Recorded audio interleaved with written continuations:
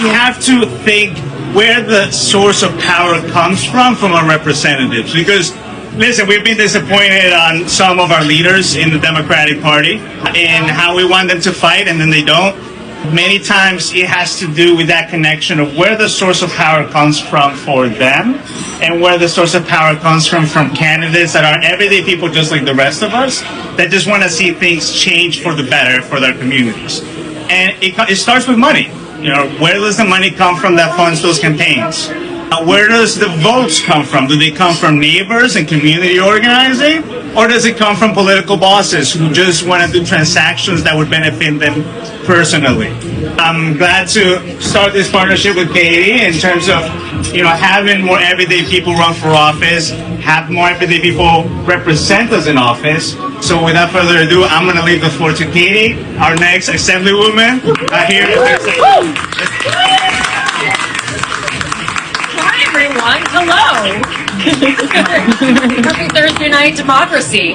Hi, my name is Katie Brennan, if I have not yet met you, and I'm going to talk a little bit about me and what we can do for the state, but then I want to hear from you and the kinds of conversations we were just having a moment ago.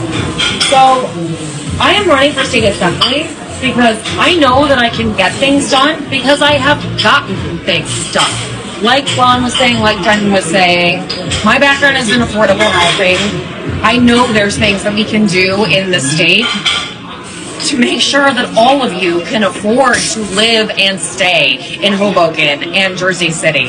I have passed dozens of laws. I know that words matter, that things being implementable matters, that things being funded matters, and that making things with the stakeholders by and for the people, it matters. So number one, make sure that we can afford to live and stay here in Hudson County. Number two, transit. Yeah, they're behemoths, the Port Authority and NJ Transit. Well, we might as well try.